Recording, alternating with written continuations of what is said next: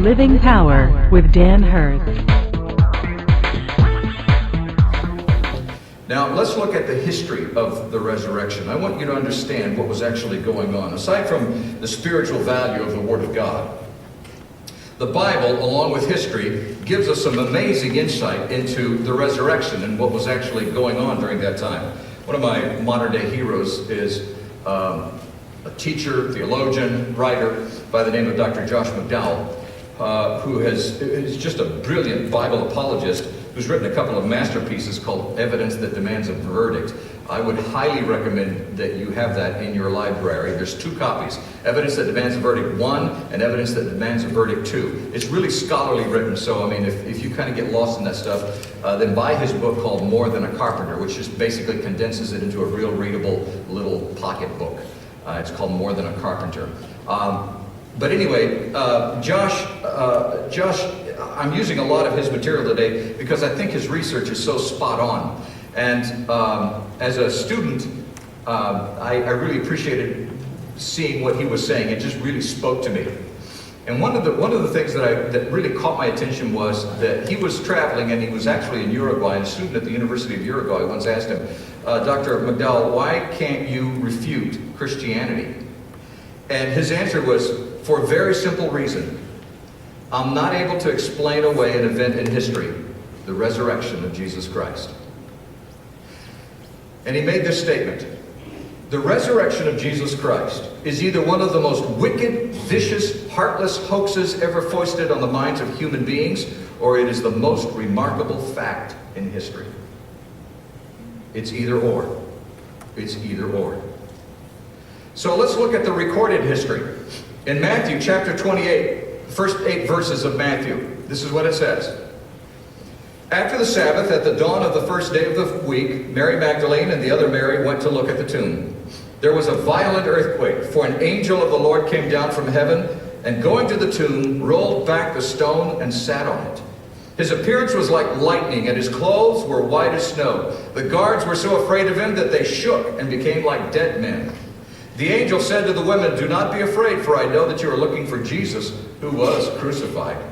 He is not here. He has risen, just as he said. Come and see the place where he lay.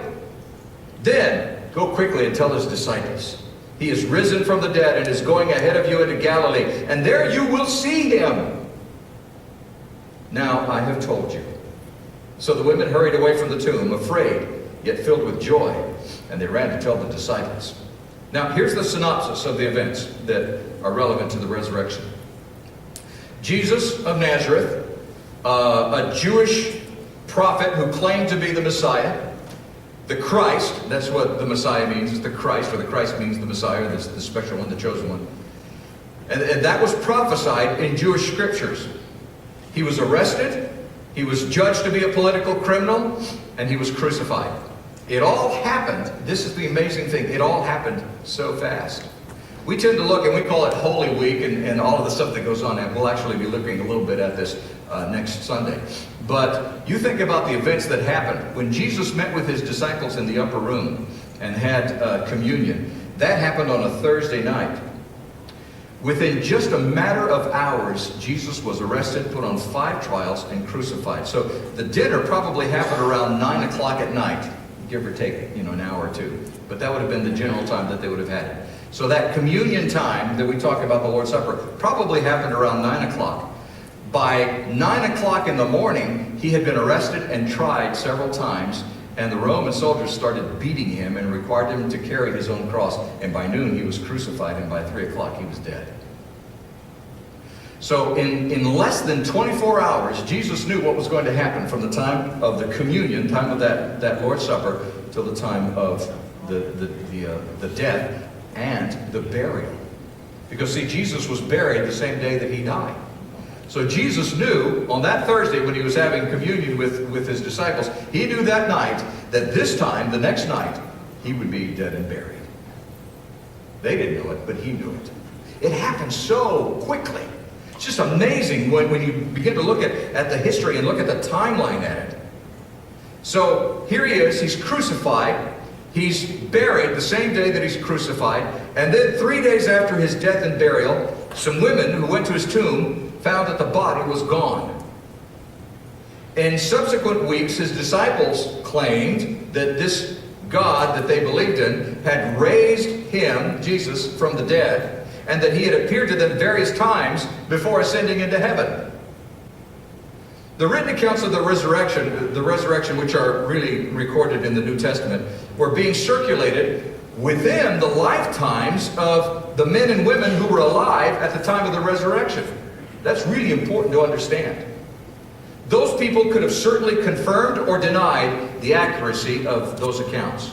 They could have, because they were alive at that time. Everything that was written about the resurrection that we have recorded in the Bible was written during the lifetime of the people who were there when it happened. They could have verified it or denied it. And in fact, they verified it. They confirmed it. So is the New Testament reliable? Can we really depend on what the New Testament says about the resurrection and about this Christ? The New Testament provides the main historical evidence for the resurrection. And so because of that, lots of skeptics and critics have attacked the reliability of the Bible. However, by the end of the 19th century, the overwhelming archaeological evidence confirmed so many claims in the New Testament. And it was like, oh, wow, you mean that was true? Oh, that was right? Oh, that really did happen? Those things that were being talked about in the Bible now, archaeologically, were coming to light. And so we know that the New Testament and the Old Testament is a reliable source of historical information. Now, there are those who would discount the biblical accounts because they say the Bible is just a religious book. But it's really far more than that, in addition to it being, as we believe, the Word of God. The Bible also happens to be a book of history. In fact, it is a history of God's relationship with man. That really is what it's all about. It's the revelation of God and the history of his revelation to mankind. It is a book of history documented by eyewitnesses of actual events of that time in history. How could it be less of a history book if it's the actual eyewitnesses talking about what they saw? For example, critics and skeptics have no trouble believing and will even quote the Bible when it comes to commentary about the Roman government. I find that so humorous. You know what? Well, you know, we can deduce from history books, and the Bible talks about this, and when they're studying the Roman government. And they'll talk about it when they're talking about Jewish laws and practice and Jewish culture. They'll quote the Bible. And they'll even quote the Bible when they're talking about the history of the early church. Well, we know that this is a revelation. This is kind of a historical evidence of what happened in the early church. And this is a revelation of what was happening in that culture. Now, if they will accept that, why won't they accept the most important historical evidence? History records from eyewitnesses that Jesus actually died, and then 3 days later rose from the dead and was seen by over 500 people in a span of 40 days. 500, the Bible says over 500 people saw Jesus and spoke with him and related to him over a span of 40 days. Such historical evidence is considered legal evidence even in a court of law. And it has to be considered when determining the validity of the claims of the resurrection. Archaeologist William Albright said this: "We can already say emphatically that there is no longer any solid basis for dating any book of the New Testament after AD 80. Interesting.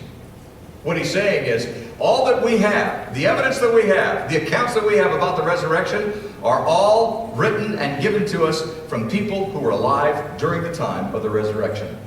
They wrote it, they distributed it, nobody refuted it, they understood it to be true." That means that all of the recorded evidence was given within about 50 years of his death and resurrection.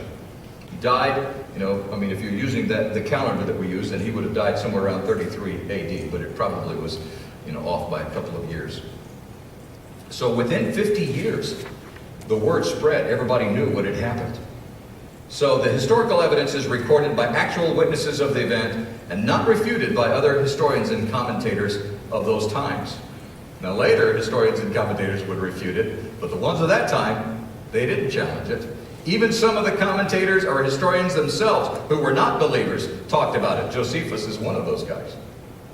That means that we can look at the evidence and realize this is valid evidence. It's true. In fact, Luke, who was a respected physician and a historian, wrote the Gospel of Luke shortly after the resurrection, and this is how he starts the Gospel of Luke. He begins in Luke chapter 1 with verse 1. Many have undertaken to draw up an account of the things that have been fulfilled among us, just as they were handed down to us by those who from the first were eyewitnesses and servants of the word.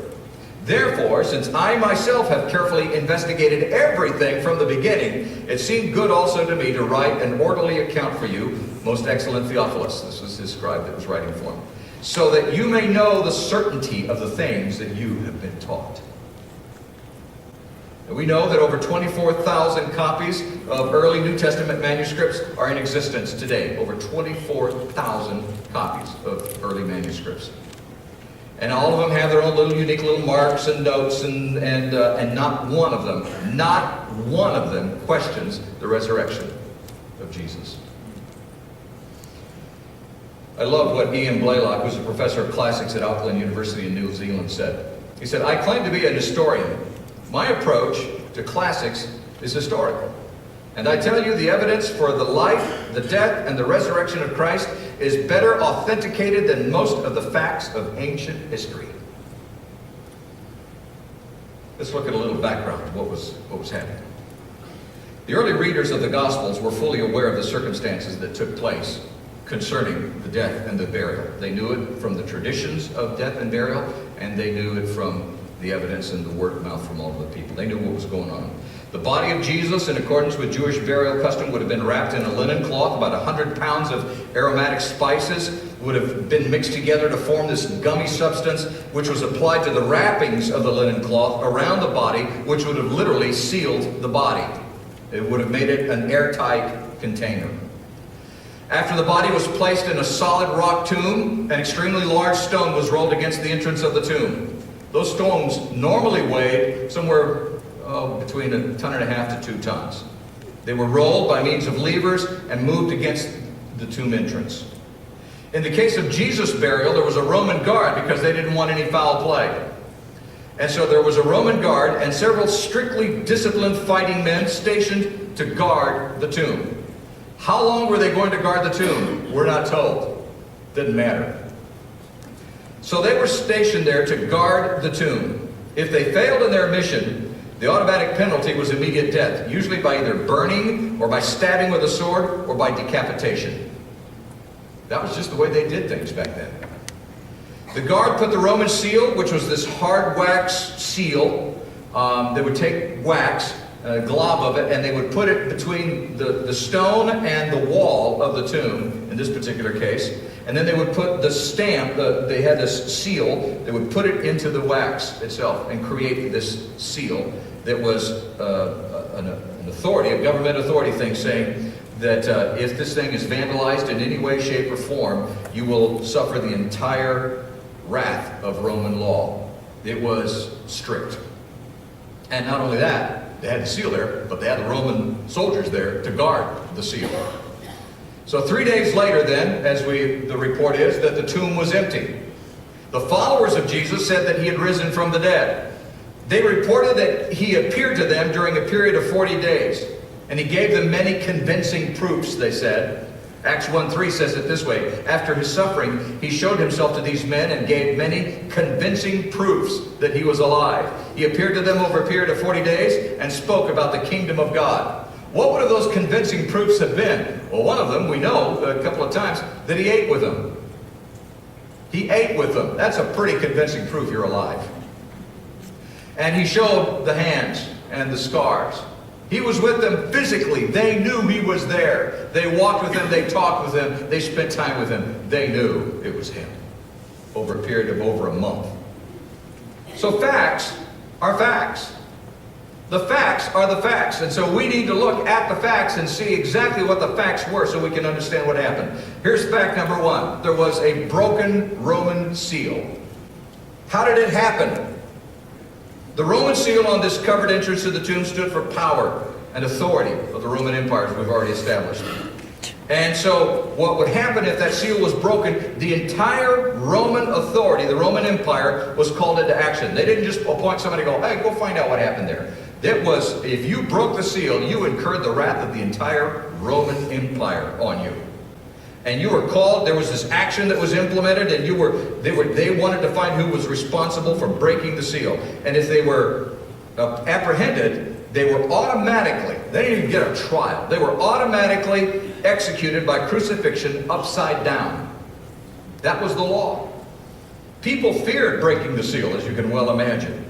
The disciples at the time, remember, were in complete disarray and fear. They were hiding. They thought they were next.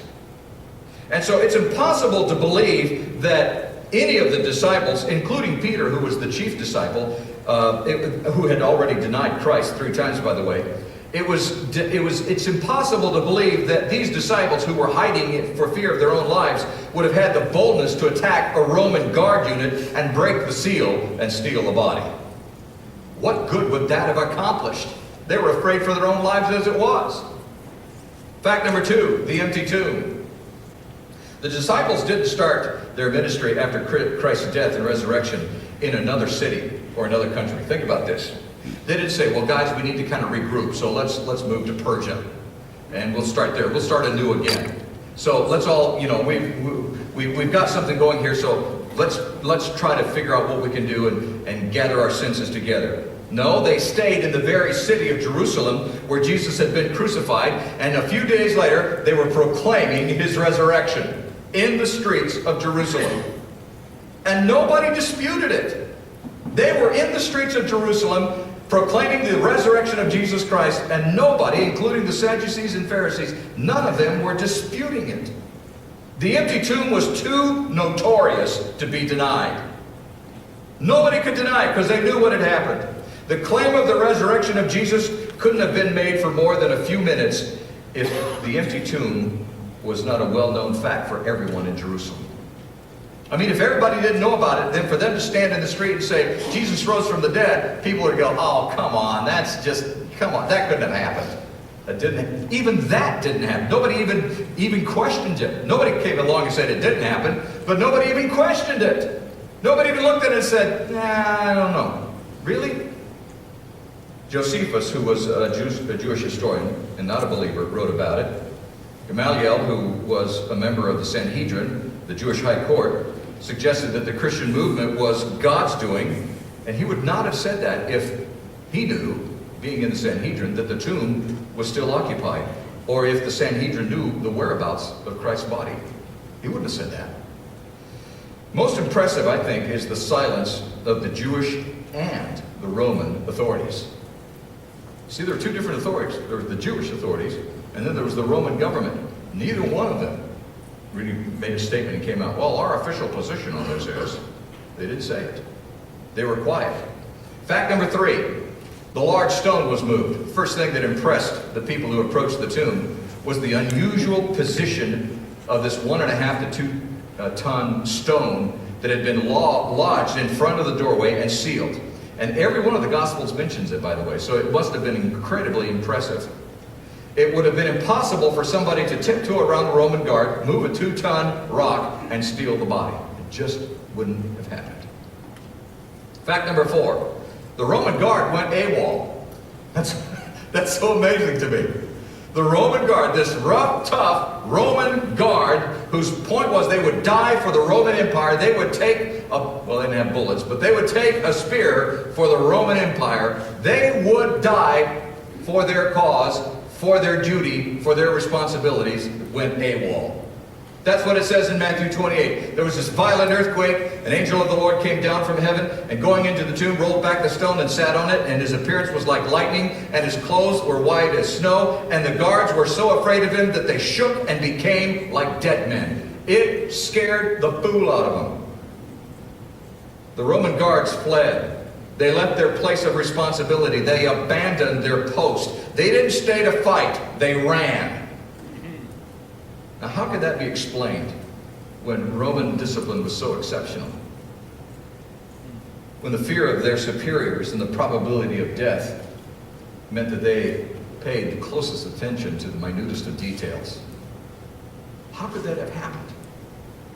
Fact number 5.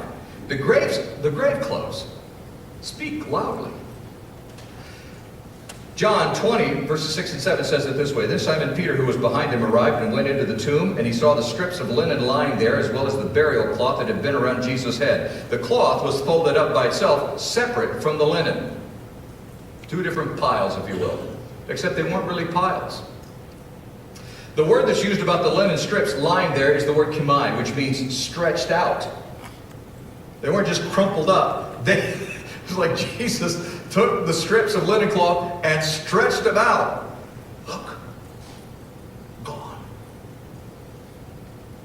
And the word that is used for the burial cloth that had been on Jesus' head is the word intuliso, and what it means is there is this, and it's translated in King James, I believe, as folded, which is not the right word. It literally means that it is wrapped. King James uses the word wrapped, which is correct, but one of the original translations says it's folded. Not the original translation, but one of the translations that we use says folded. It wasn't folded. Intuliso means wrapped. It's like something is spun around.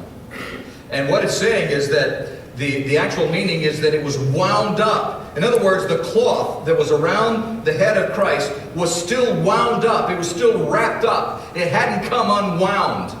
It hadn't been unwrapped. Now think about that. You have this wrapping that was around the head. Remember, they put all these spices and aromatic stuff and everything on it. This thing is still lying there. And then the strips of linen that they used to wrap his body have been stretched out, placed on the tomb rock where he had been lying. Whatever happened in the tomb was so extraordinary that even the grave clothes told the story. Fact number 6, Jesus' appearance confirmed that he was alive. 1 Corinthians 15, verses 5 and 8. Now this is New Testament. Now the church has started now, and the Apostle Paul is writing to the church, and this is what he says. And then he appeared to Peter, and then to the 12, and then after that he appeared to more than 500 of the brothers at the same time. Most of them who are still living, although some of them have died. Now, this is because the church had already started, remember, and the persecution had already started also. Some of them died because of that. And then he appeared to James and to all of the apostles. And last of all, he appeared, this is Paul saying, he appeared to me also as to one abnormally born, meaning he wasn't born into the apostleship like the other apostles were. He wasn't a disciple. He was called literally on the road to Damascus. This is one of the most overlooked facts of the resurrection, that Jesus spent time with lots of people after the resurrection. He talked with them, he had dinner with some of them touched him. They knew he was physical and not some sort of ghost. Bring in more than 500 witnesses that had that sort of experience into a courtroom to testify, and you've got a rather lopsided trial. The facts speak for themselves. Any one of the facts could win a trial.